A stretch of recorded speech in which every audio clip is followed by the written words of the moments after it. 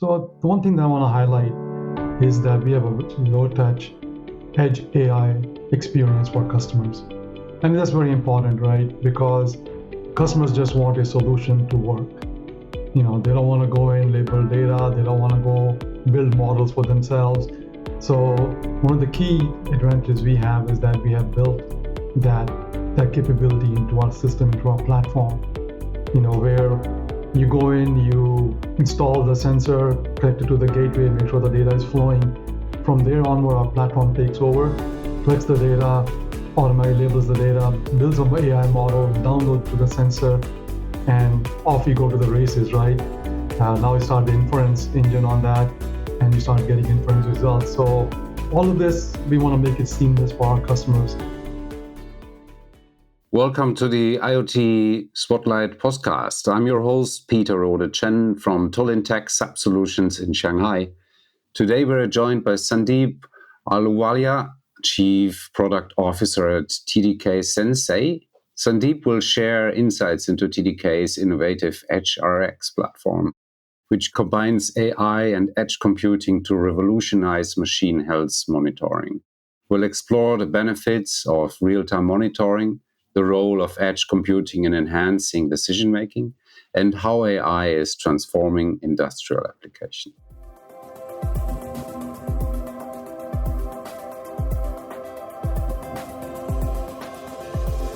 Welcome to the Industrial IoT Spotlight, your number one spot for insight from industrial IoT thought leaders who are transforming businesses today, with your host, Eric Walenza.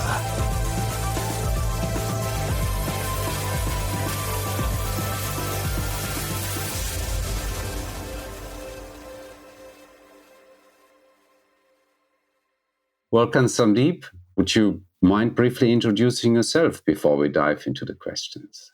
Oh, well, thank you, Peter, for having me on the podcast. I really appreciate that. Hi, I'm Sundeep Ahluwalia.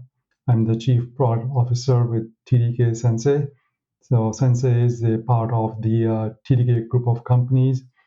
TDK is a well-known Japanese company with over 9 billion in revenue. And we were formed very specifically to address this condition-based monitoring factory health market with innovative AI solutions. As a background of myself, I've been in heavy industries for over a decade, worked in industrial IoT space as well.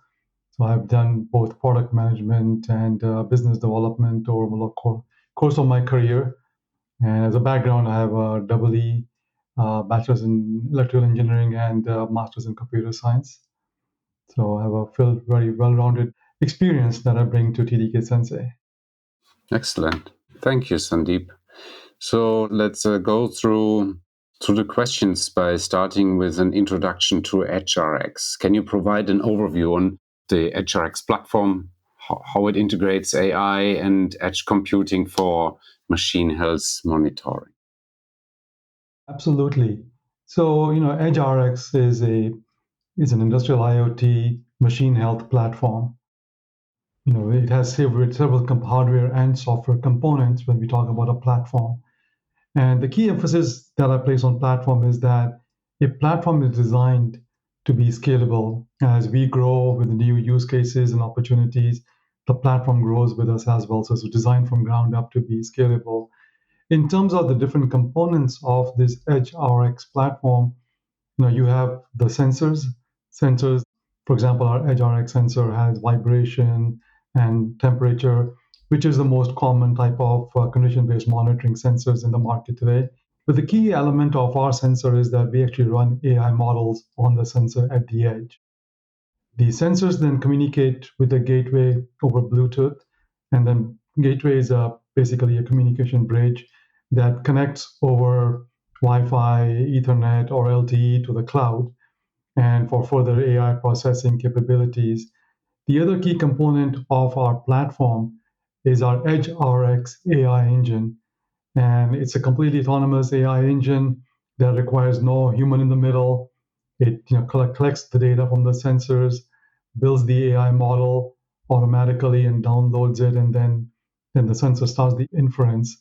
And of course, the other big part of our platform is dashboard. How do you actually take advanced analytics, informational insights. It's through the dashboard. For most customers, that's how they will see our product is on the dashboard. And so we provide live event data as well as analytics and any actionable intelligence that will help your factories in a healthy state. Cool. Yeah. Indeed, dashboard. This is the key. This is the key. This is the visible part to the customer, Yes, right? the most visible part of it. That's right. Exactly. Yeah. To come to the benefits of real-time monitoring, how does HRX improve the overall operational efficiency and reduce maintenance costs? Yeah. So one of the nice things about running AI models on the edge is that we can provide real-time alerts. When we detect an anomaly, we can send an alert. We can send an alert through different mechanisms, through an email, SMS, but also we can send an alert over any machine interface to customers' own dashboards. All of these customers have their machine interfaces and things like that, which allows maybe a maintenance manager or supervisor to go in and take a look at, hey, what is the problem with that particular machine? And does it need to be addressed right away? Is it critical or can it wait? So it's one way that we can provide that. The advantage of that is that they can assess the problem right away. If they don't deal with it, they know that the problem is there, and then they can address it at a time that's more convenient for them. Maybe a down cycle, maybe when the system is not running at night times and things like that. So they can kind of address the problem at their own time. Now, that's a real-time aspect of it, but then you can imagine that over the deployment window, you are collecting data, you have trend charts. The biggest value comes from predictive maintenance, right? Which is that I can tell you 1 month, 2 months ahead of time that, hey, I'm seeing a trend where this machine is going to fail. This allows them good leeway to maybe find the part that needs to be replaced or schedule a maintenance time when it's more convenient for them because it's not failing overnight. It's going to take time, but at least they are aware of it. And when that happens, that's when you have the most operational efficiency and you lower the maintenance cost. Makes sense. So the whole thing is running on an edge computing device, That is right? correct. And this, I can imagine that there are quite some advantages over cloud-based solutions like real-time monitoring and no delays, basically. But from your point of view, what specific advantages does edge computing offer over cloud-based solutions? So one of the key things is by running AI models on the edge, you're only getting inference data. A lot of our competitors, they stream data somewhere, and then they use the data to do analytics and things like that. So you're streaming a lot of data to do further analytics. With an AI model on the edge, you do all of that on the edge, and all you send is an inference results. Hey, maybe it's 0.75 or 0.65, whatever it is, just telling you the probability of what's going on with the machine, or if you detect an anomaly, you're just giving them a probability that, hey, this is high probability that this is a true anomaly, for example. So one advantage is that it's real time. Second advantage is that you're not streaming data to the cloud for further analytics, because that's a lot of data to send up. So that's one of the key advantages of having AI on the edge. Yeah, makes sense indeed. And do you have a case study you could share, some hands-on example highlighting the benefits? Yeah, so I think I can share one or two examples. I can't share any customer names, but I think one of the examples is that actually within China we actually installed a large number of our Edge RX sensors on pumps. Sometimes pumps had one, sometimes pumps had 2 or 3 sensors on it. But over a period of 6 months that we collected data, right, we actually could clearly see from the data a trend chart where we could see that the vibration is slowly increasing over weeks. And you can easily predict, we could easily predict 2 months before the machine failed that is going to fail. That is the lead into predictive maintenance. And then you can take a further leap, which is saying, hey, I know that this is going to fail in X amount of time, but I can even tell you what is going to fail just because now over time I've learned what it is and I can tell you what it is. And then, perhaps in the future I can link into your ERP system, tell you, hey, this part is in your inventory, want to schedule a maintenance cycle to fix it, right? So I think I'm going a little bit into the future, but with this particular example, We clearly, with the data we got from the sensors, we could show the use case that, hey, I can give you predictive analytics so that you can plan your maintenance ahead of time. That's really interesting. So these were the personal interest. So it's pumps, right? It's motors, electric motors. These were all pumps. These were all pumps. I think we had deployed over maybe 20 to 30 pumps, something like that in the range. Industrial, major, large size. This is an industrial factory, yes. Manufacturing. I think the integration with an ERP, me being a SAP guy, that's actually an interesting thing to look into preventive maintenance in the plant maintenance setup. Yeah, very interesting actually. Okay, so how does HRX utilize AI algorithms to enhance those predictive maintenance insights? And then what's the role you see for AI playing in the future? So there's a couple of ways you can think about AI, right? We can definitely talk about it in AI on the sensor, but you can also talk about AI on the edge, right? You have sensory inputs, and definitely sensor inputs can tell you a lot of information, like I just mentioned as a use case. But now when you start to look at other inputs that you can bring into your edge processing, even beyond the sensor, like at an edge AI gateway, for example, where I can now pull in machine data, maybe even pull in historical data, where I know based on trend charts what has happened in the past. Now I can be more deterministic because now not only do I have my sensor data, but I have all this machine data that I can leverage at near real time and assess and be more confident or more deterministic about what's going on and provide that analytics to the factory folks, right? So they can go act on that. To me, the capabilities of AI are endless, really. The more data you give it, the more smarter it becomes. And, the trend right now is about generative AI agent. You hear this AI agent, agentic AI. All these terms are being floating around now in the last several, years. But we are seeing a fruition of that come to play, which is that more and more companies are launching with agentic AI, things like that. And that's one of the areas where we are heavily investing into as well, and AI agents into our platform, where they can do more focused tasks, right? Factory can say, look, can you look at my process, for example? And the nice thing about the Edge RX platform is not about just the sensor. It's about all the other AI capabilities that I can bring to a customer. Sensor is one input, but there's other inputs that I can leverage to build a more holistic view and provide them more information that can really give them that insight into what's going on the production line, in their factories, and things like that. So the AI capabilities are endless. Mm-hmm. Yeah, and indeed. I don't know if that answered your question. I have been working in the MES field in the past as well, and there was always the demand for predictive maintenance that was pre-AI age, and it was never really reliable, and it required a lot of calculations, a lot of sensors, and was not really reliable as well. So I believe that the whole AI hype we have now, the whole development in the area of AI will bring tremendous features to that area. Yeah, I can see that. Absolutely. I think things are moving so fast. Yes, indeed. Yeah.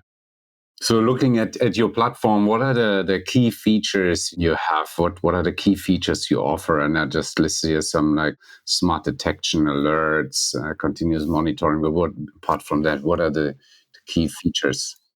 Sure. So the one thing that I want to highlight is that we have a low-touch edge AI experience for customers.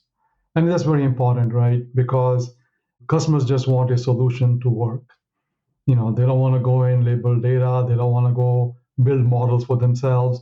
So one of the key advantages we have is that we have built that capability into our system, into our platform, where you go in, you install the sensor, connect it to the gateway, make sure the data is flowing. From there onward, our platform takes over, collects the data, automatically labels the data, builds an AI model, downloads to the sensor, and off you go to the races, right? Now you start the inference engine on that, and you start getting inference results. So all of this, we want to make it seamless for our customers. And the other thing about this is that we want to be able to scale. This allows us to scale very fast because I can now just deploy sensors everywhere and and still you automate the whole process of building a model and deploying a model and start running. So that take that on to ourselves and make it easy for car customers to deploy our solution. The other thing is that we have capabilities to now integrate with machine PLC, SCADA, MES systems, and I touched on it earlier. Once you have that data input as well, then you can get into more of the AI predictive and prescriptive maintenance as well. And that's a features on our side as well. And of course, we talked a little bit about running models on the edge. The other thing is, the one of the things that we're bringing on board as well is how do you interact with a dashboard? Right now, it's very much like click this, select that. How about a generative AI version of it, where you can kind of chat with the dashboard and it'll give you what you need to see, right? So, these are all functions and capabilities that are part of what is called the EdgeRx platform. Interesting. That actually brings me now to the question of deployment as well. So how does a deployment process usually look like? And now what's the time frame? And then eventually, how does it integrate with existing solutions like we touched on ERP earlier? No, that's a great question. So, our sensors are easy to deploy. They are battery powered. One of the challenges we go into factories is that power is hard to find, and sometimes cables come in the way of machine operation. So we have designed our sensors to have long battery life, and there's multiple ways to install them. There's a screw onto the machine depending on the machine time, or you can use epoxy to connect it to the machine itself.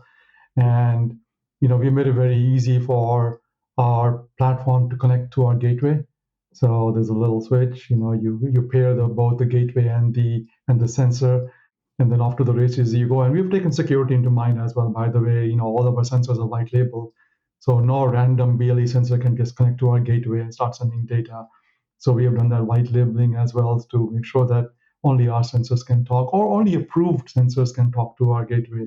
So once that is done, then I think, like I said, our whole experience of no touch, low touch comes in play. We have both options. One is, of course, the cloud. Many customers are hesitant to send data to the cloud, and you can have an on-prem version as well to keep everything localized. But the key thing is that once that everything is installed, then our EdgeRx AI kicks in, and we'll collect the data, build the model, download the model, and then put it into the operational mode for AI inference and start the condition-based monitoring right away. Interesting. So you have your own network connectivity, Wi-Fi connectivity between the sensors, or? Yeah, so that's a great question. Our gateway supports Ethernet, so it supports Wi-Fi, and it supports LTE as well. In the cases where customers don't want you to be on their network, we could actually go through LTE as well to the cloud. Wow. Oh, that's cool. Okay, that's very interesting. I had another discussion with Sony producing LTE connectivity, actually. So that plays right into it. Interesting. And then in terms of integration, is it possible to integrate the system with existing enterprise software? Yes. Yeah. So I think, one of the biggest integration points we find is that, customers want us to interact with their systems, with their machines, right? Because they have already many dashboards to look at. So we get this request all the time. Hey, can you send an alert to me over my PLC to my dashboard? Absolutely. We can make those interface points and work with the customers on what signals they want and at what level do they want it. We can make it agile in terms like, hey, a customer can say, look, if your inference result is above 80%, then send me the signal. And in the future, they can change it as models get better and better, the KPIs improve, and they can say, well, now let's make it 90%, right? When you see something, with 90% deterministic probability, then send me that signal. So there's all that back and forth with customers where that happens. And so our system is very agile and can make those adjustments. But the key thing is, yes, we can integrate with SCADA, MES, PLC systems to get data from them, which we can use, and send signals to them that they can leverage and use. Very smart. If you're still listening, then you must take technology seriously. So I'd like to introduce you to our case study database. Think of it as a roadmap that can help you understand which use cases and technologies are being deployed in the world today. We have cataloged more than 9,000 case studies and are adding 500 per month with detailed tagging by industry and function. Our goal is to help you make better investment decisions that are backed by data. Check it out at the link below, and please share your thoughts. We'd love to hear how we can improve it. Thank you, and back to the show.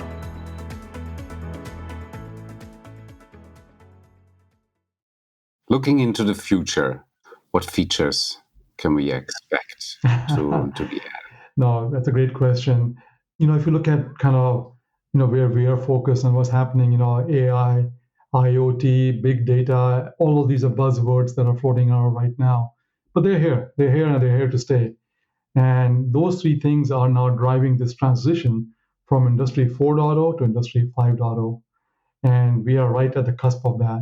Many of the large customers are now putting in AI czars because they realize that they're going to have to get into AI. And they don't want all the different companies and divisions and factories using desperate AI solutions. So they're also thinking ahead about that as well. And so we play well into that, which is that I can bring you a very holistic solution that serves everything you need from a factory health perspective. So looking into the future, right, bringing in capabilities such as, I can bring in digital twin. Some of the factories already have it, some don't, and we can bring in digital twin capabilities. Cobots is becoming a buzzword, which is that, you have humans and robots working together, and you have like this, this whole agentic AI, generative AI capabilities.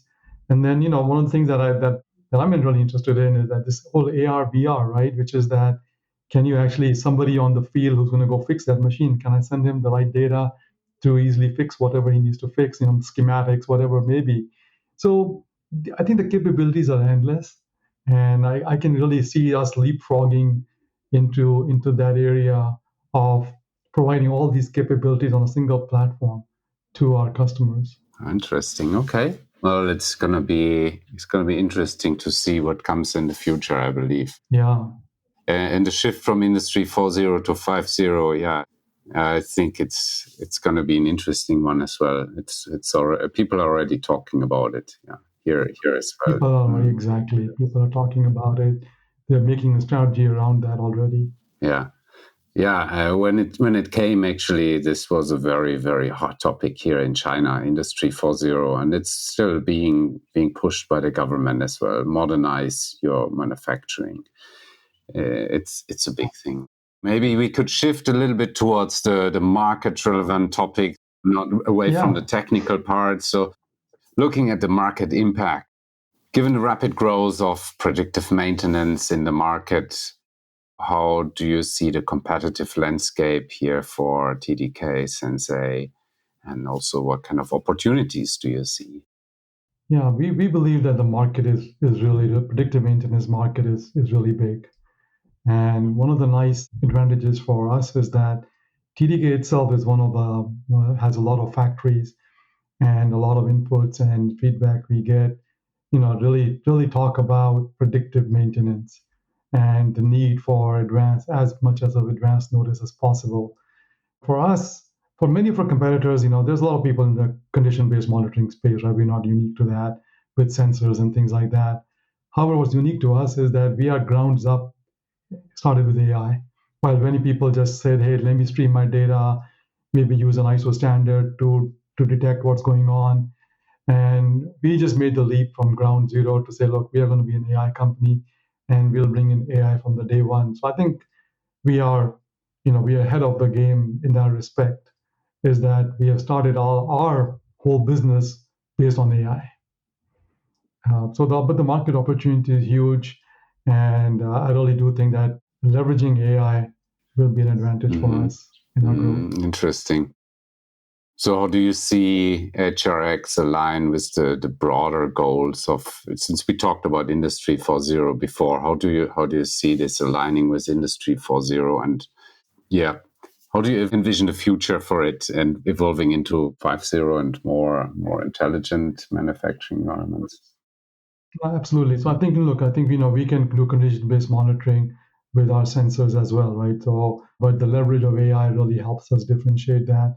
The key thing, the key aspect of in EdgeRx platform is scalability. I can add on other services, add on other, bring in AI agents and things like that.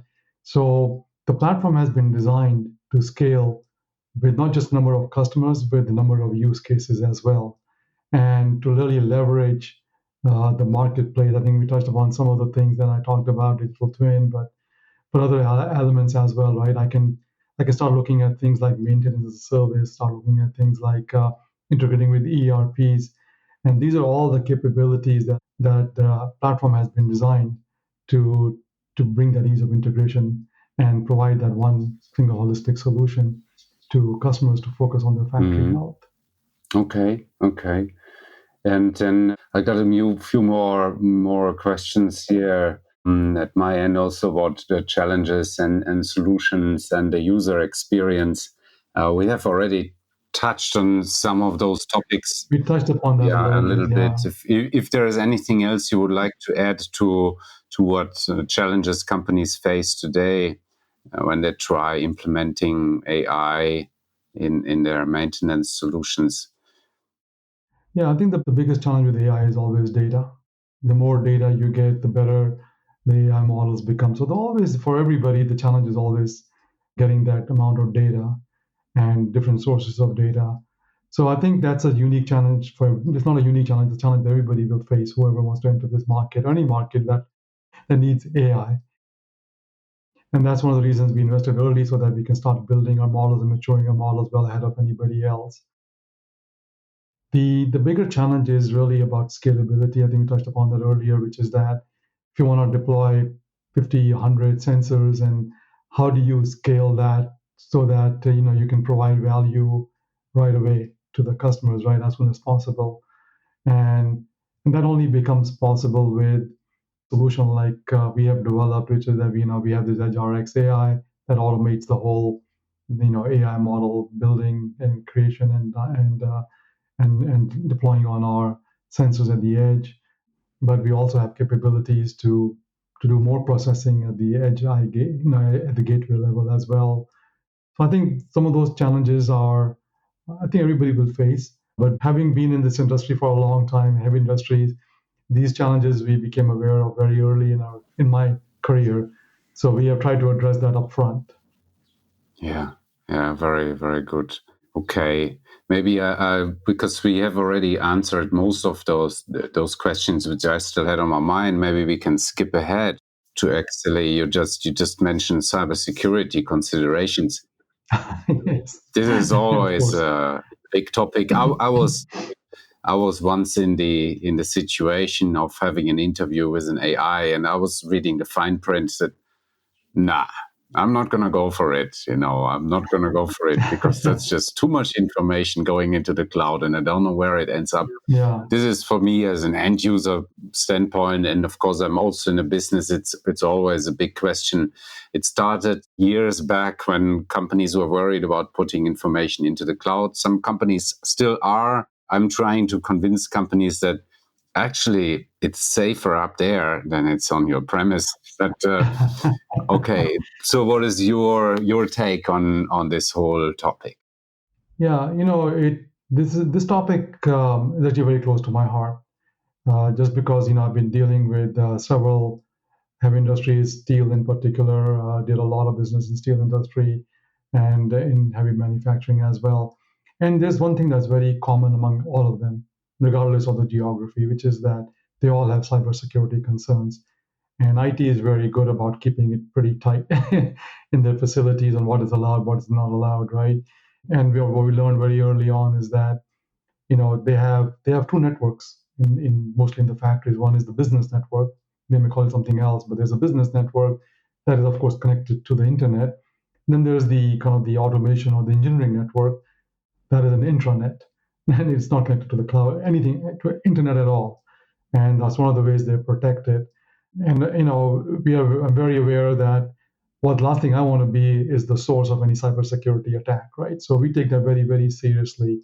So the few things we do, right? One of the things, I don't know if you're familiar with SOC 2, especially in the US market, there's security and compliance controls that address a lot of these issues, and we are already into that SOC 2 compliance. And that addresses many things, not just about the deployment of our hardware, but it's also about the company, right? How do you handle any cybersecurity intrusion into our own systems in our own company, as well as into customer environments. One of the things that includes is called penetration tests. So one of the things we go through is that anything that we deploy, like a gateway and things like that, we go put it through a penetration test to make sure that all our ports are closed and not easily accessible to anybody from outside. If you're on Wi-Fi or Ethernet, we are already sitting behind a customer's firewall. So somebody has to go get to the clear firewall first. If somebody cracks their firewall, they have bigger problems than us. So they're very good about that. The other thing is that we make sure that any data, first of all, we don't collect any personal identification information. It's only machine data. And even machine data, it's just inference data like 0.5, 0.95. Even if somebody gets that, what are they going to do with it? But more importantly, the data is encrypted at rest and in transit. So, even the data is like, maybe, sometimes you have integrations with customers' machine information, and that is proprietary information. We want to make sure that's protected. So we definitely make sure that everything is encrypted at the edge and in transit. And then, of course, I think you mentioned earlier, like, hey, the cloud is actually a more secure thing, right? AWS cloud is where we sit. It's quite secure. So we use all of the integrations with AWS to make sure that security is taken care of. But we go through that whole analysis to make sure that everything that we do is done in a very secure way. And in the past, believe me, I've answered 4 pages of spreadsheet just on security for customers. So I know what they want and what they look for. So we have taken that into account to make sure that we are compliant with all of the cybersecurity needs, and that we are never the root cause of any penetration from a cybersecurity perspective. Built with security in mind. That's very important. Built with security in mind, yeah. Including the dashboard as well. We have a secure login, auto.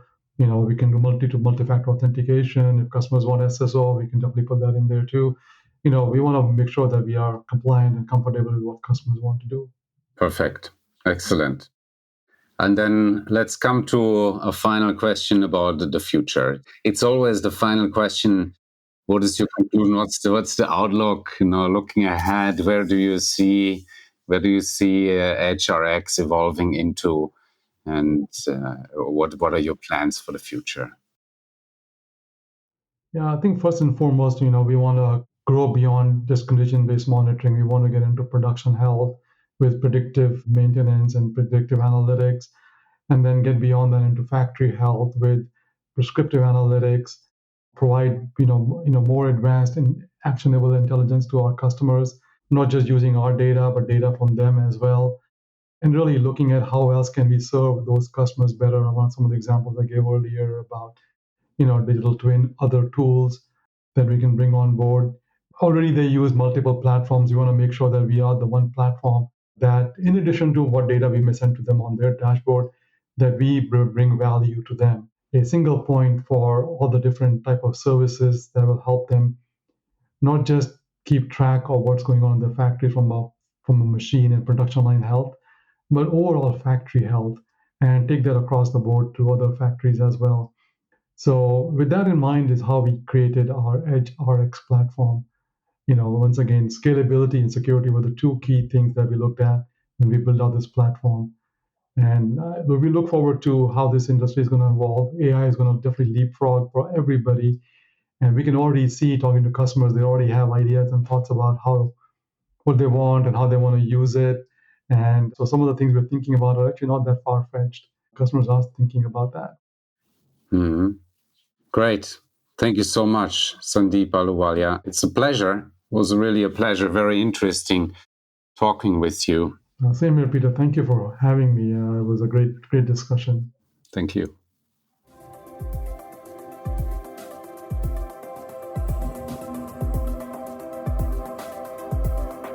Thanks for tuning in to another edition of the Industrial IoT Spotlight. Don't forget to follow us on Twitter at IoT1HQ and to check out our database of case studies on IoT1.com.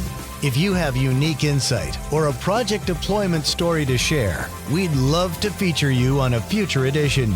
Write us at eric.walenza@iot1.com.